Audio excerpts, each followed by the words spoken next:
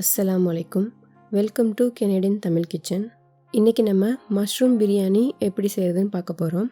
இப்போ பிரியாணி செய்கிறதுக்கு தேவையான பொருட்கள்லாம் பார்த்துடலாம். இப்போ மஷ்ரூம் பிரியாணிக்கு நான் 1/2 kg பாஸ்மதி ரைஸ் எடுத்திருக்கேன், 400 கிராம் மஷ்ரூம் எடுத்திருக்கேன், 400 கிராம் வெங்காயம், 400 கிராம்ங்கிறது ஒரு 3 பெரிய வெங்காயம் போல் வரும், அது நறுக்கி எடுத்திருக்கேன்.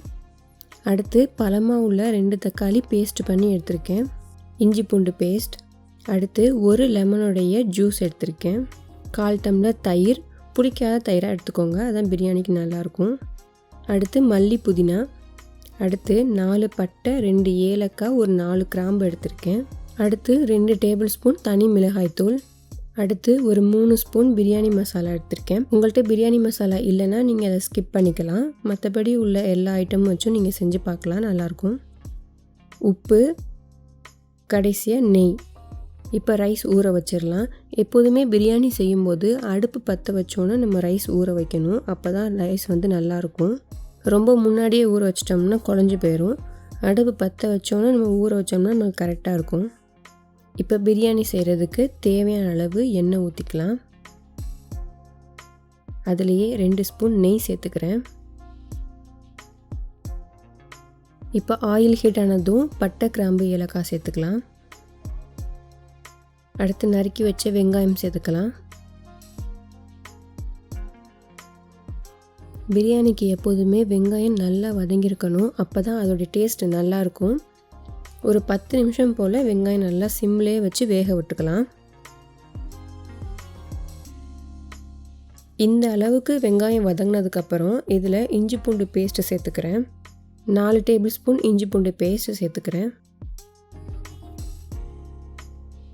அதோட பச்சை வாசனை போகிற அளவுக்கு நம்ம நல்லா வதக்கி எடுத்துக்கலாம். இப்போ இஞ்சி பூண்டு பேஸ்ட் நல்லா வதங்கிருச்சு, அதோடைய பச்சை வாசனை போயிடுச்சு. எப்படின்னா எண்ணெய் பிரிஞ்சு வரும், இந்த மாதிரி பிரிஞ்சு வந்துச்சுன்னா நல்லா வாசனை போயிடுச்சுன்னு அர்த்தம். இப்போ இதில் 2 ஸ்பூன் தனி மிளகாய்த்தூள் சேர்த்துக்கிறேன்.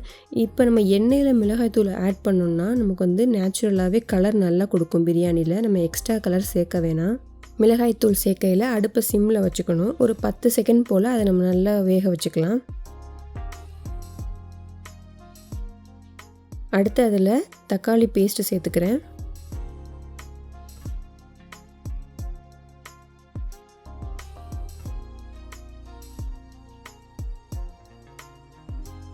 அடுத்து மல்லி புதினா வாஷ் பண்ணி சேர்த்துக்கலாம். ஒரு 2 நிமிஷம் போல் நல்லா வேக வச்சுக்கலாம். அடுத்து நம்ம வாஷ் பண்ணி வச்சுருந்த மஷ்ரூம் சேர்த்துக்கலாம்.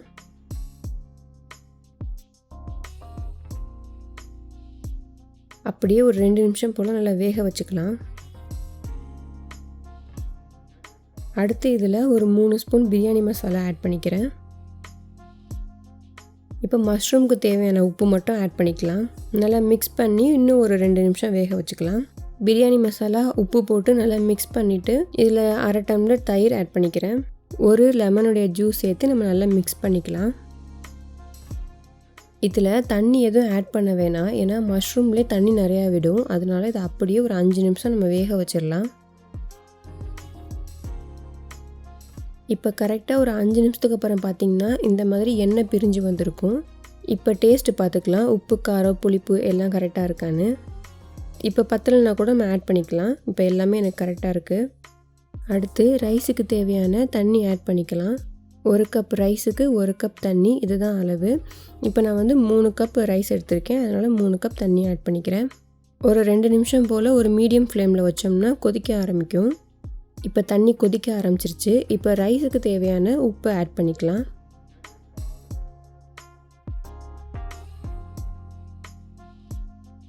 இப்போ உப்பு, காரம் செக் பண்ணிக்கலாம். அதோட மஷ்ரூம் வெந்துச்சான்னு பார்த்துக்கோங்க. பிகினர்ஸ்க்கு ஒரு டிப்ஸ் சொல்கிறேன்.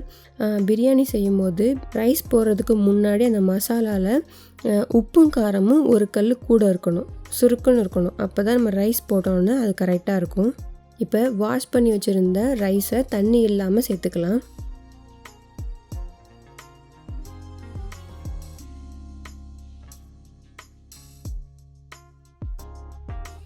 ரைஸ் சேர்த்ததுக்கப்புறம் அதை மெதுவாக மிக்ஸ் பண்ணிக்கலாம்.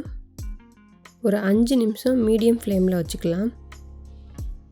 இப்போ 5 நிமிஷத்துக்கு அப்புறம் ரைஸை மெதுவாக மிக்ஸ் பண்ணி விட்டுக்கலாம். போட்டு ரொம்ப கிண்டிடக்கூடாது, ரைஸ் உடஞ்சிரும். அடுத்து 3 டேபிள் ஸ்பூன் நெய் சேர்த்துக்கிறேன். நெய் சேர்த்ததுக்கப்புறம் ஒரு தடவை மிக்ஸ் பண்ணி விட்டுக்கலாம்.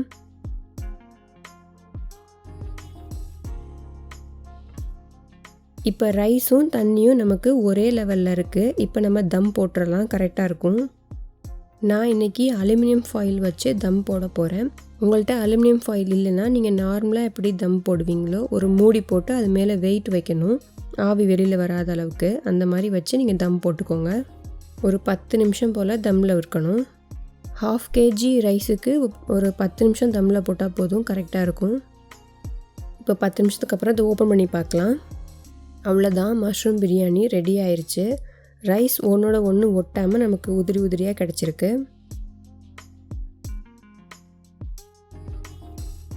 ரைஸ் உடஞ்சிடாமல் மெதுவாக நம்ம பரட்டி விட்டுக்கலாம். அவ்வளோதான், மஷ்ரூம் பிரியாணி ரெடி ஆயிடுச்சு. இப்போ சர்வ் பண்ணிடலாம். நம்ம எண்ணெயிலேயே மிளகாய்த்தூள் போட்டதுனால பிரியாணிக்கு நேச்சுரலாகவே நல்ல கலர் வந்திருக்கு. இந்த பிரியாணியில் மஷ்ரூம் இல்லாமல் வெறும் ரைஸ் மட்டும் நம்ம சாப்பிட்டு பார்த்தோம்னா அப்படியே மட்டன் பிரியாணி மாதிரியே இருக்கும், நமக்கு டிஃப்ரெண்ட்டே தெரியாது.